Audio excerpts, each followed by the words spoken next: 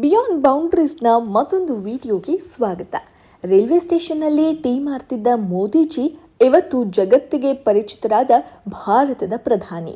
ಅವರ ಶ್ರಮ ಸೇವೆಗೆ ಇಂದು ಅವರು ಪ್ರಧಾನಿ ಪಟ್ಟದಲ್ಲಿದ್ದಾರೆ. ಅದು ಜನರ ಸೇವೆಗೆ ಸಿಕ್ಕ ಯಶಸ್ಸು. ಹಾಗೆಯೇ ಇಂದು ಟೀ ಮಾರುತ್ತಲೇ ಯಾವುದೇ ಕೋಚಿಂಗ್ ಇಲ್ಲದೆ ಕಠಿಣ ಪರಿಶ್ರಮದಿಂದ ಓದಿ IAS ಅಧಿಕಾರಿಯಾಗಿರೋ ಒಂದು ಯಶಸ್ಸಿನ ಕಥೆ ಹೇಳ್ತಿದ್ದೀನಿ. ಹಿಮಾಂಶು ಗುಪ್ತಾ ಉತ್ತರ ಪ್ರದೇಶದ ಬರೇಲಿ ಮೂಲದವರು. ಒಂದು ಕಾಲದಲ್ಲಿ ಇವರು ಟೀ ಸ್ಟಾಲ್ನಲ್ಲಿ ಟೀ ಸಪ್ಲೈ ಮಾಡ್ತಿದ್ದವರು. ಇಂದು ಭಾರತದ IAS ಅಧಿಕಾರಿ. ಇವರು IAS ಪಾಸ್ ಮಾಡಿದ ಒಂದು ಜರ್ನಿಯೇ ಎಲ್ಲರೂ ಮೂಕ ವಿಸ್ಮಿತರಾಗಿ ಕೇಳುವಂತಹ ಯಶಸ್ಸಿನ ಕಥೆಯಾಗಿದೆ.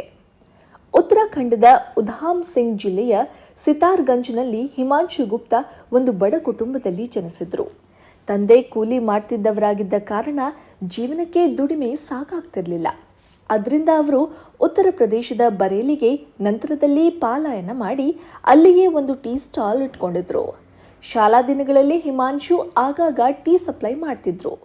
ಅಲ್ಲದೆ ಅದೇ ಟೀ ಅಂಗಡಿಯಿಂದ ಅವರ UPSC ಕನಸಿನ ಜರ್ನಿ ಆರಂಭವಾಗಿದ್ದು ಅನ್ನೋದು ಮತ್ತೊಂದು ವಿಶೇಷ. ಬಡತನದಲ್ಲೇ ಬೆಳೆದ ಅವರು ಅಪ್ಪನ ಟೀ ಅಂಗಡಿಯಲ್ಲಿ ಕೆಲಸ ಮಾಡ್ತಾ ಬಿಡುವಿನ ವೇಳೆಯಲ್ಲಿ ಅಲ್ಲಿಯೇ ದಿನಪತ್ರಿಕೆಗಳನ್ನು ಓದ್ತಾ ತಮ್ಮ ಶಿಕ್ಷಣವನ್ನು ಉತ್ತಮವಾಗಿ ಮುಗಿಸಿದ್ರು. ಹಿಮಾಂಶು ಗುಪ್ತಾ 3 ಬಾರಿ UPSC ಪರೀಕ್ಷೆ ಬರೆದವರು. ಮೊದಲ ಅಟೆಂಪ್ಟ್ನಲ್ಲಿ ಸಿವಿಲ್ ಪರೀಕ್ಷೆ ಪಾಸಾದರೂ ಸಹ ಅವರು ಸೆಲೆಕ್ಟ್ ಆಗಿದ್ದು ರೈಲ್ವೆ ಸೇವೆಗೆ.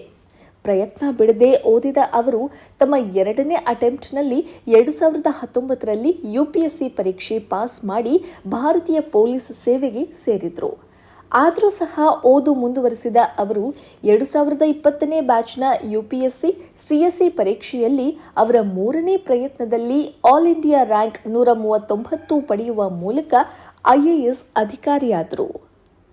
2011ರಿಂದ 2014ರವರೆಗೆ ದೆಹಲಿ ವಿಶ್ವವಿದ್ಯಾಲಯದ ಹಿಂದೂ ಕಾಲೇಜಿನಲ್ಲಿ ಪದವಿ ಪಡೆದರು. ನಂತರ 2014ರಿಂದ 2016ರವರೆಗೆ ದೆಹಲಿ ವಿವಿಯಿಂದ MSc ಇನ್ ಎನ್ವಿರಾನ್ಮೆಂಟಲ್ ಸ್ಟಡೀಸ್ ಓದಿದ್ರು. ಮುಂದೆ ಎನ್ವಿರಾನ್ಮೆಂಟಲ್ ಸೈನ್ಸ್ನಲ್ಲಿಯೇ MPhil ಸಹ ಓದಿ ಅದರಲ್ಲಿಯೂ ಗೋಲ್ಡ್ ಮೆಡಲ್ ಪಡೆದಿದ್ದಾರೆ. ದಿ ಬೆಟರ್ ಇಂಡಿಯಾಗೆ ಮಾತನಾಡ್ತಾ, ನಾನು ಹೆಚ್ಚಾಗಿ ನನ್ನ ತಂದೆಯನ್ನ ನೋಡಲೇ ಇಲ್ಲ. ಕಾರಣ ಅವರು ಉದ್ಯೋಗ ಹುಡುಕ್ತಾ ಕೂಲಿ ಮಾಡೋದ್ರಲ್ಲಿ ಆಗಾಗ ಸ್ಥಳ ಬದಲಿಸ್ತಾನೆ ಇರ್ತರು. ನಮಗೆ ಹಣಕಾಸು ಪರಿಸ್ಥಿತಿ ತೀರಾ ಕೆಟ್ಟದಾಗಿತ್ತು. ಆದ್ದರಿಂದ ನಾವು ನಮ್ಮ ಹುಟ್ಟೂರಿನಿಂದ ಬರೇಲಿಯ ಶಿವಪುರಕ್ಕೆ ಬರಬೇಕಾಯಿತು. ಅಲ್ಲಿ ಸ್ಥಳೀಯ ಸರ್ಕಾರಿ ಶಾಲೆಗೆ ಸೇರಿದೆ ಅಂತ ಹೇಳ್ಕೊಂಡಿದ್ದಾರೆ. ಇದು ಎಲ್ಲರಿಗೂ ಆಶ್ಚರ್ಯ ನೀಡುವಂತಹ ವಿಷಯ.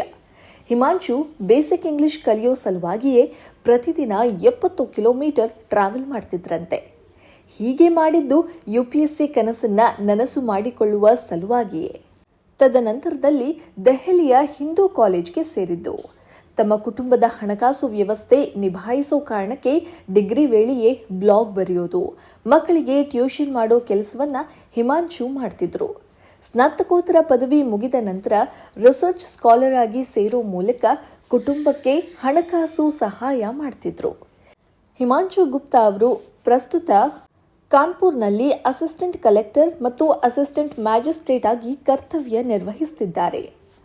Self belief and hard work will always earn you success. ಈ ಕೋಟ್ ಇವರ ಹಾರ್ಡ್ ವರ್ಕ್ ಆತ್ಮವಿಶ್ವಾಸಕ್ಕೆ ಎಷ್ಟು ಸೂಕ್ತವಾಗಿದೆ ಅಲ್ವಾ?